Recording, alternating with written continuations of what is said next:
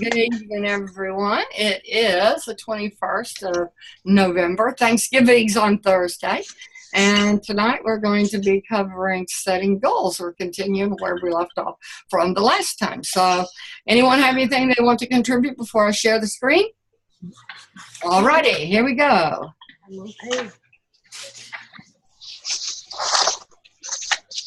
It is recording, right? Yes. Yeah. Okay, perfect. So, thank you, Dorothy, for reminding me to set the coaches in the room. I had forgotten about doing that. I hadn't got. Well, this was just zip, you know. So, setting goals is the first step in turning the invisible into the visible. Who's that, Dorothy? What's that? Who is that? Who said that? Tony Robbins. Yeah, I was going to say Tony Robbins. Thank you, Tony. So this is our unfinished statements tonight. When I learned about I meant that to be what I learned about myself during goal setting exercises. I have set goals before, and I believe that setting goals will, and two that are standard there. And I'll go ahead and go first, and I'm always new like you guys. Well, what I put that because I know I learned something in the course of doing all those conversations with you guys and setting the things down. I just have to remember what it was that I learned about myself. But I really learned a lot of things in there. Basically, what I learned about myself during the goal setting exercises is how important it is to call something out. That it's not enough to think it and to know it. But what I found really interesting is that by calling something, giving it a name, then the next step happened of whether I wanted it or not and to do something about it. And I guess that was what I learned about doing that. That was really good, giving it a name. I have set goals before, and when I set goals, I do really good. I go off of a list and I go down. I mean, it's just like I'm still in this, even though it's 7 years. It's still a goal. It didn't end. And I believe that setting goals will ultimately end up in success as long as you keep pedaling. And I'm going to leave the other two. Who would like to go next? I'll go just make one comment. Okay.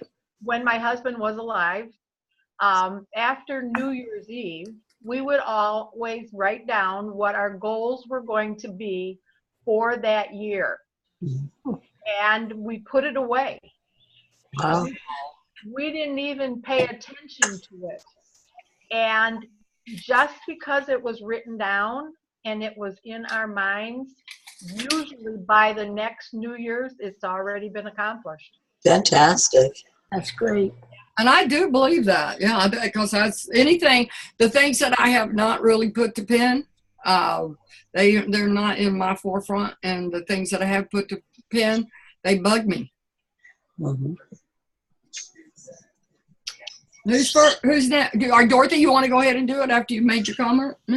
I think that, Huh? I mean, I love setting goals because I have something to work towards, but there's always another goal when you reach your goal. Yeah, I love it. It's that tension, you know, that structural tension that they talk about. Very good point. Yeah. You stretch the rubber band, and if you move your left hand towards your right hand, there's no more tension in the rubber band. So Right. you got to set another goal. And keep setting another goal. Like that. Otherwise, the rubber band gets really loose. So. Yeah, I got that. Martha, you want to go next? Sure. It's ironic because I'm going through papers and shredding them, and I found all of my papers from when I first started back in August of 2011. And that's when I wrote stuff down. I kept track of what I ate and all of that and how well I did. And then I just stopped doing it. And even though I've been trying to maintain it and I gain it and then I lose about 10 pounds and I go back and forth on that, I have decided that I am writing down my goals and I started doing that yesterday on the new challenge. And I think it's really important about setting the goals. And I really believe that's going to help me. And I'm so grateful for today. I finally feel more like myself. I don't feel sick every time I eat and things. Good. I'm over the food poisoning. Good. And Dick seems to be doing better with the pneumonia. And I'm getting excited about decorating the house because I gave most of my decorations to my children. And I wrote on the comment that I was sorry about that, but not really. I told them the story behind each decoration they had. So I'm just going to use what I've got, maybe pick up a few. Maybe I'll go to some garage sales or something. But so I'm excited. And I'm excited to see pictures of my children and their Christmas chain. Oh, yeah, because y'all do that every that tomorrow. Well, so it's amazing that I started that when Gordon was 4 or 5, and they still do it. Yeah, the kids have 50. We do too. We always did pajamas on Christmas Eve. So they would have for their Christmas when they were opening up their Christmas, and they all do that with their kids. The kids always get new pajamas on Christmas Eve. Those are such special moments. I think they really are. They're what makes the holiday. Well, that's what they seem to recall. Marcia, you want to? Yeah. Yeah. I have set goals before, and I will continue to set goals. I'm not giving up. And I believe that setting goals will keep me focused and on track. Because without the goals, you flounder and you just, I don't know, you don't get anywhere. Well, it's easy to dismiss. Yeah, exactly. Always Yeah. tomorrow, yeah. Yeah. Okay. Tony. And what I'm most grateful for today is that I have the opportunity to set more goals and follow them. Yeah. That's it. Well, Anything else? Is that it? Okay, thank you. You're welcome. Tony. what I learned about myself doing goal setting, what I learned is that if I don't make and I don't set a goal, I never accomplish nothing. You know, if I want to get to the end of the goal line, I have to set a goal to get there. Yes. So without it, I've never been able to finish anything that I start unless I set the goal. Right. Thank you, Tony. So, moving on to this meltdown challenge. So we were just out for a little bit. Everybody's back in the room. So it's exciting. We've got we really have a camaraderie really going on in there. And it's so good to have you back inside the room, Marcia. Yeah, and we're still inviting if anybody wants to invite. And anybody have anything about the new challenge that we need to share with anybody that maybe I don't have any insight of anything. I have someone new that should start tomorrow. Oh, wonderful. Who is it, Dorothy? Her name is Tamara, and I was in the women's weekend at the 205 Fitness Center this weekend. She was somebody that stopped by the booth, and I think it was really good for her. Well, that's cool. We look forward to meeting her. So now, how to set and achieve our goals. We're moving on to that. Breaking it down into steps. Here is where the shift comes in. Where were you with your weight a year ago, 2 years ago, or 3 years ago? So this is where, Tony, this would apply to you, is where were you with your strength training a year ago, 2 years ago, 3 years ago? And you're going to pretty much, actually 3 years ago, you were in the gym actually working out, weren't you? Yep. Yeah, David was training you. And David used to work out every other day I was there. Yeah. And Dorothy, for you, it would be what you said in terms of where were you in that? I was in a gym 3 years ago too. Okay. And now I need to get back into doing more working out. Yeah. Yeah. And for me, 2-3 years ago, you know, everything about me has just improved and in very small bits. I mean, somebody said something the other day, and I said to them, I said, well, if you want to compare blood work, we could compare blood work. And if you would like to go run around the block, I'll run around the block with you. I said, but I'm still overweight. That's true. And so there's way more ways to measure health than just the size that you are and how you know. So 2-3 years ago, where the weight is concerned, I'm still the same. I've been wishing that I would get, not the same because I'm actually losing it consistently now, but as far as my personal weight, and I want to lose the 60 pounds that we use as an example in here, that itself 2-3 years ago really hasn't changed that much. It's still been a struggle for me, but there's important things. What do they call them? Non-scale victories. I have great non-scale victories. Right. Yes. So Martha, I think mine is the biggest thing. 3 years ago, I was walking every morning, 6:30, 7 o'clock in the morning when nobody was out there. Because if you go later, you run into people, or if you walk your dog stops every 2 feet to check who had been there before. And so I remember when you would call and say you just got back. Yeah.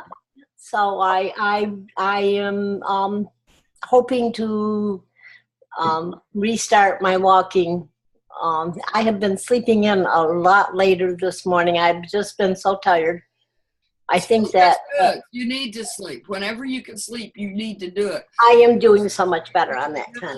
Your body clock is off. Yeah. Marcia, how about you? You want to contribute? Yeah, I guess about 2 years ago, I had reached a really great weight. Oh, that's right. Remember, I lost all that weight, and it felt so good, and vowed never to gain it back. And yeah, that's good. So, vowing to do things differently, and we always do that, don't we? I think we do that like a million times a day. I do. I'm guilty of it a million times a day. Forget about it. And so, but that just means we're still making that effort, you know? And then hating our bodies and ourselves. And, you know, you don't have to worry about other people fat shaming you. We do a good job of that. Yeah. Without the help. Common knowledge. Life is like a box of chocolates. It doesn't last as long. Yeah.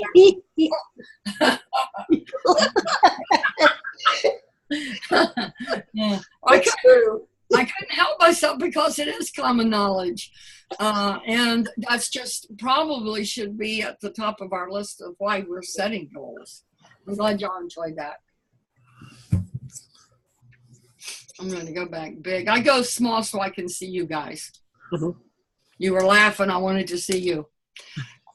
What if this time you made a decision that wasn't about how fast you could get the pounds off, but was about getting healthy and fit? Do you think that would make a difference? Oh, yeah. Yes. And one of the big problems we have is we always think we have time until we don't. What if you knew that a series of the smallest choices over the next year would result in a complete change for your life, your health, and how you feel about yourself? You know, a lot of it is just seeing the work, how long it's going to take, and really wondering if you can do it. So I think believing in yourself is so important, and even just getting started. So create a series of goals that will lead to success. This means choosing goals that may seem small at first, but will lead to much bigger things that you can't even think about right now. And see, and that statement right there is more than just the words, because can you imagine yourself, and Marcia, you can do it, and Martha, you can do it, and Tony, you can do it, and Dorothy, you can do it, because you guys have been your goal weight. You completed the journey. So you actually can vision that. But can you see why I couldn't? I haven't been my normal size. 48. So I probably really can't internalize or vision what it will be like to get to that place again.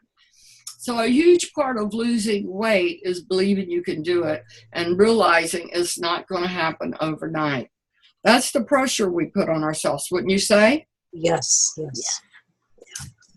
So what do I know that I absolutely can lose each month? That's where you want to start. It really is. And I understand that because in my earlier weight loss, and I'm going to let you guys share too, it came out, there were the first month it was over 20 pounds. But by the 5th month, it averaged out to like 10 pounds a month. So now I want that 10 pounds a month because that's what I see the average being when you're on our program. But that's something you can get hung up on, and then it turns into a problem as opposed to encouragement. So what if you change your goal from 10 pounds a month to 5 pounds a month? Would that be easier to do? Tony, you want to mute? Thank you, honey. So you can see in this goal setting workshop here, they're wanting you, this is an example. This isn't saying this is what you should do or what even I should do. But if you set, if you lose 5 pounds a month, that's 60 pounds in a year. But if you're still talking about it at the end of next year, wouldn't it have been better if you had been happier with losing 5 pounds, making the fewer changes, but getting the consistent results? Isn't that what they mean by would that be easier to do? And then the way we talk about this is changing our lifestyle. So in that process, and I know I lose 5 pounds between 2 weeks, 3 weeks for sure.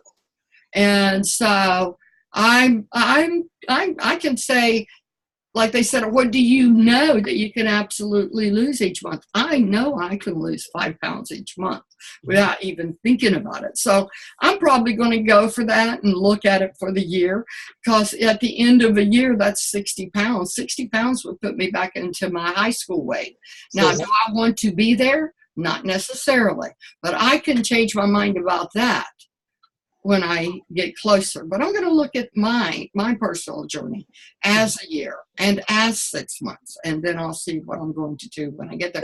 Now, this is a general example for you to look at, and when you're saying these are the goals I want to set, then put them in smaller increments, not larger increments, not ones that will disappoint you, but ones that will encourage you.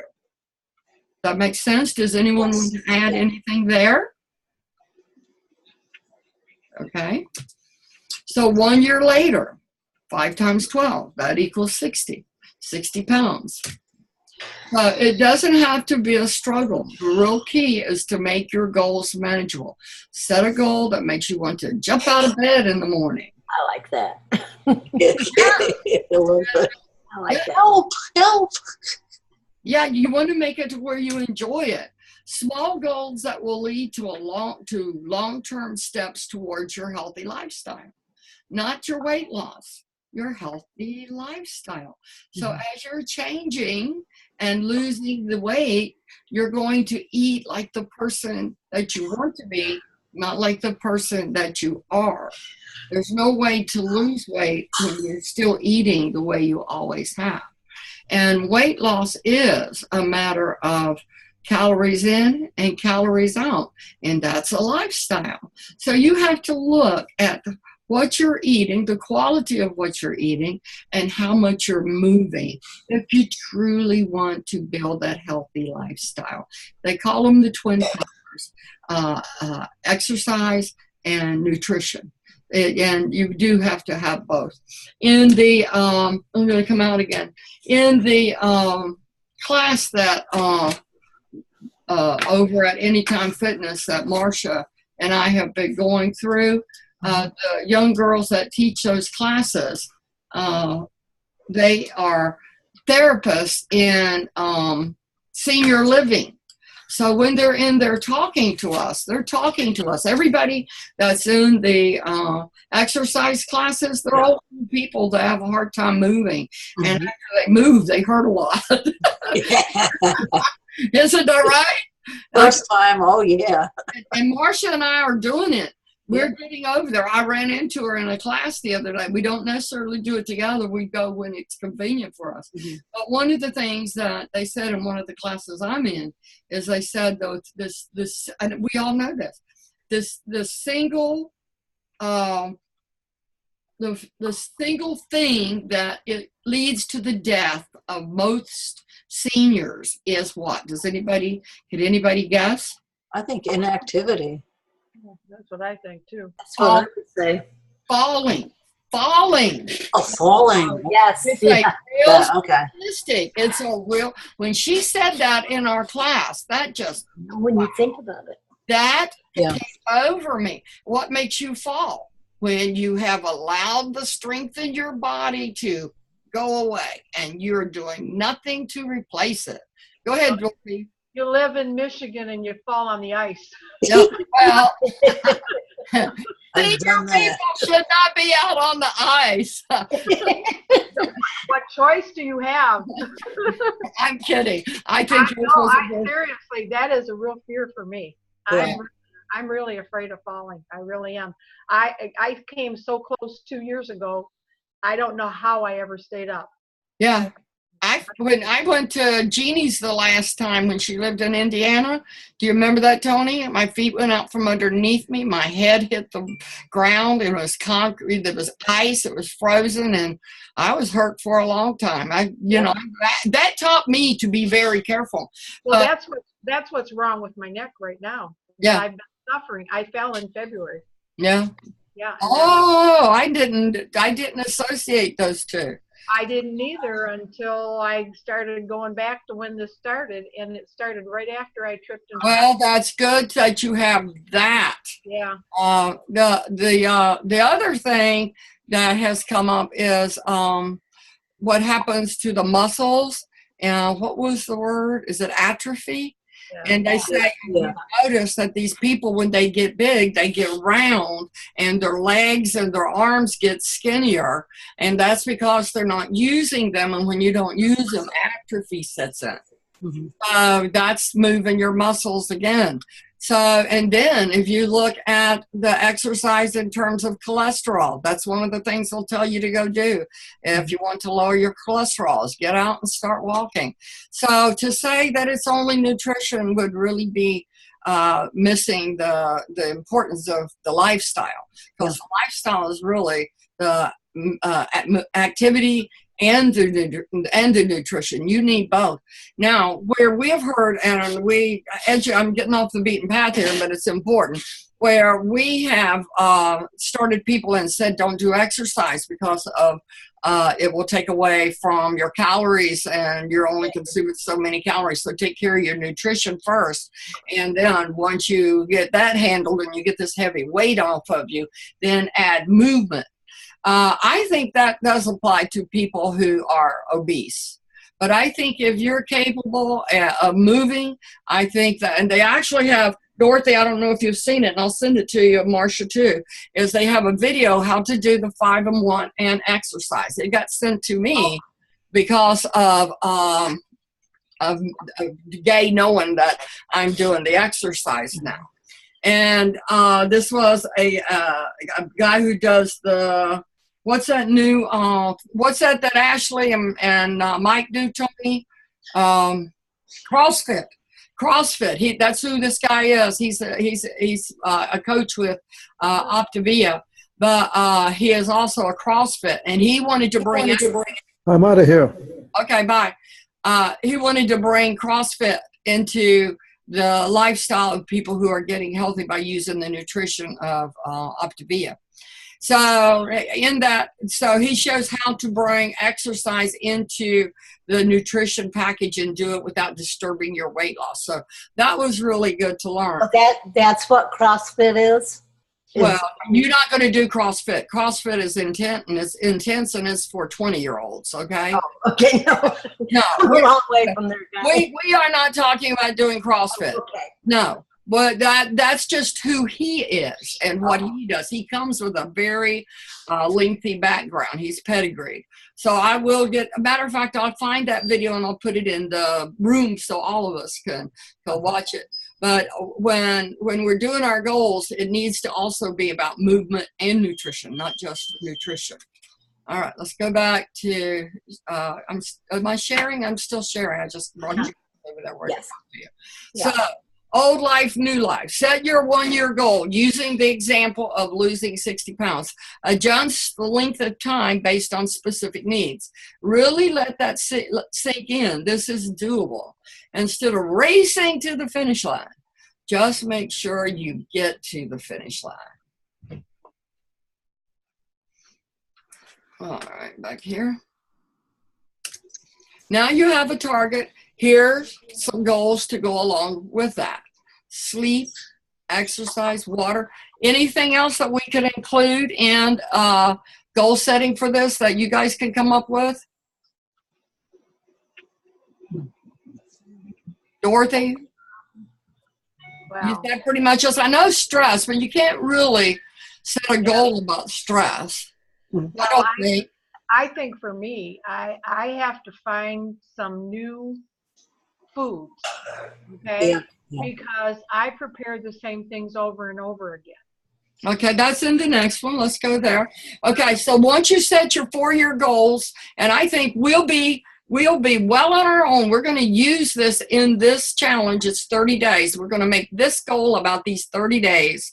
But the new year's coming, and they want it in a year. They want it in 4 quarters. So we'll break it down. We're going to do these goals. If you guys think what I'm saying is good, we'll do these to start in January. But we're going to set our 30-day goals for what we're doing in this challenge. And the way they do it, they do the year goals, the quarters, that's like 15 pounds a month. I mean, every 3 months. That's, that's doable. At the end of the year, you'll look back and say, I wish I'd done it. I mean, the year's going to pass whether we do this or not. And I find this to be very manageable. And then once you break it down into monthly goals, so if 3 months is 15 pounds a quarter, then every monthly goal would be 5 pounds, and then your weekly goal, and then your daily goals. And so as we get down into each of those, and I'm going to cover each of these monthly, weekly, daily goals next week, but I want you guys to think about new fitness routines, eating healthier, cutting back on calories, not eating out, giving up sodas, giving up desserts, experiment with new foods, Dorothy, yeah?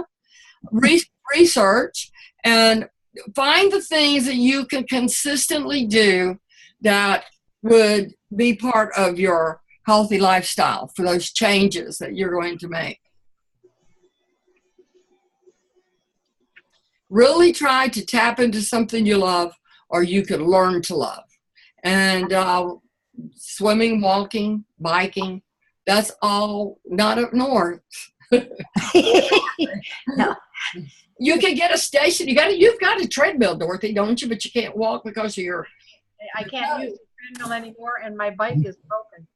Well, you can't go out in the winter anyway. But you know what? Tony, go ahead. Listen, if you join a dance group, you could just exercise quite a bit. Yeah, yes. I like Once a that. week dancing. Dance once or twice a week. You lose a lot of weight. You get, actually, you'll get real healthy because you're moving every part of your body. I have problems with my feet. I know Dorothy can't do that. But Dorothy, you could do the I sitting in wish the I chair. could. Yeah, you could do the sitting in the chair and standing up. There's things that you can do. Oh, absolutely. And that's what they're putting me through the mill right now. Exactly. With upper body going for therapy. And maybe you could share some of those things with us. when as you're learning them too. But and preparing for next week when we do our weekly goals, you know, like my goal when I first started, my goal was just to make it to the gym, and then to do 15 minutes is where I started. And my ultimate goal was to get up to 30 on the treadmill. Nothing big. That's what I It's all very easy. And that's what they want you to do. And if it's a neighborhood thing, you can go out in your neighborhood and make your goal that for the first week, just to walk around the block. Don't try to and make it 2 or 3 times a week, not every day. So it's something you will do. That's what we were just learning. Make it something doable. Make it something so easy you can't say no.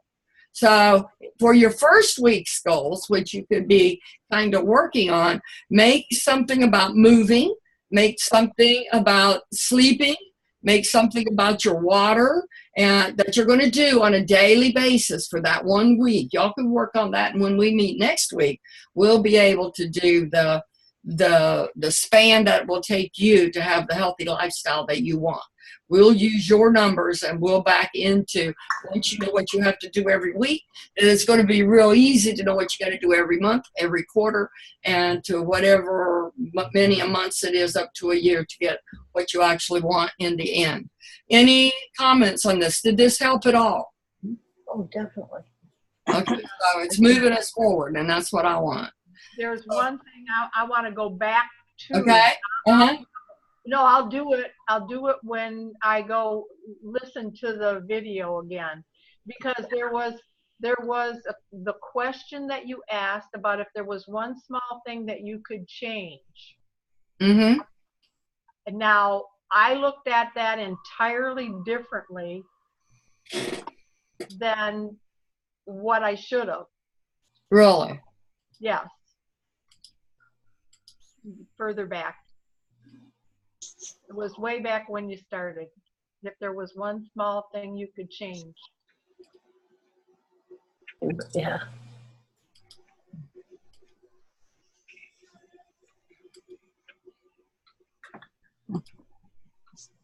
I went right to the beginning. Well, I don't know where it's at. It's there. I remember seeing it. Right there. Is that it? No. Yeah. What if you knew that a series of the smallest choices over the next year would result in a complete change for your life, your health, and how you feel about it? When I looked at that, I'm thinking of trying to stay healthy, okay, rather than like other people may think about it. And that's a negative rather than a positive, I think, as I'm thinking about the statement. Mm-hmm. What you thought is a negative? Well, what I'm doing is I'm chasing, I'm wanting to get away from Mm-hmm. bad health instead of wanting to get healthy. You know what I'm saying? It just, I mean, the whole time I've been thinking about that one statement. That's good though. That's okay. Because when you set a goal, it can't be running away from something. It has to be running to something. Oh my gosh, that is so profound, and that really sums up everything it was trying to teach us tonight. Very. I mean, it really struck me when I read it. I thought, and it did me too. Wow. The way this struck me when I read it is that I've been wanting the whole thing now, yesterday. Yeah. That's how that struck me. And I got to break it way down smaller than that because that's overwhelming me and it ain't happening. Mm-hmm. And that's what's happened is I have broken it down into small choices, things that I can do every day. And I know for a fact what I'm doing, there's no way I'm not going to get the change I want. And I don't know over what period of time, but I can't get nothing but because what I'm doing, that is the end result of that. And that stuck out to me too. Anybody else? That was good, Dorothy. Yeah. Anybody else want to talk about that? I think Did it strike you anyway? Okay. Now we'll go to our video for tonight. And it actually is Dr. A, and it's about choices. Let's see. I didn't listen to it, so I'm here. Hi, this is Dr. Wayne Anderson, author of The Habits of Health, and today when I shared my screen, I did sound. Let me do it now. Yeah, I could hear it. Yeah, but you were hearing it through my computer. Ah, I want you to hear it. on the recording. Okay. Yeah. talk to you a little bit about your choices. You know, we get up in the morning, we go throughout our day, and we check our emails. We rush out to get in our car to get to our job. We come home, we take care of the kids or the things that are necessary, and then we kind of collapse. And in the meantime, we may use food, TV, and a bunch of things to create instant gratification, not realizing that over time, it's leading us down this path towards disease. And you know, you get to the point when you're in your 30s or 40s, or maybe even sooner nowadays because of the obesogenic world we live in, and you find out, you go to your doctor and they tell you that you might need to get on a medicine because your cholesterol's up or your blood pressure's up, or gosh, maybe even your blood sugar, and they say you're a pre-diabetic. And what we do is we then say, okay, medical system, give me the things to decrease the symptoms of these diseases. And actually, they never really get us healthy. What they do is simply decrease symptoms and keep us from the disease progressing as fast as it otherwise would have. But they don't create health. What I want to do is talk to you today a little about something that does create health. And it's about you making a decision that if you decide to get healthy and you get on the path and you start correcting through understanding, through getting support, and through a system, you have the opportunity to truly take control of your health and your life. You know it's not going to be easy. It's never easy to do the things that really matter. But if you understand, if you can break it down and do it because you want to, and then get the help, including hopefully the habits of health, and then a coach to help you move forward, you can truly make a difference in your health and in your life. I've helped thousands of people do that over the last 10 years. And what I'm excited about is the opportunity for you, no matter how complex your life is, no matter what your genetics are, is to make a change today by making the decision. Choose to create optimal health in your life, and then reach out and we can help you. Thanks. This is Dr. Wayne Anderson. All right. That's a while ago. I know it was, but it was still Well, ageless, don't you think? Uh-huh, absolutely. Oh, yes. Yeah. All right, so that is the end of mine, but I do have our lesson on happiness tonight. So before I stop recording, I just wanted to give everybody an opportunity to comment. It's been great. Yes. Yes, it has. I love That one statement has been very profound for me tonight. Yep. I'm glad. And I'm glad that the people in the room are going to be able to watch this tomorrow, and hopefully they can get the same benefit from it that we have. That's why we do this. All right, stopping recording, and we're going to go to our happiness.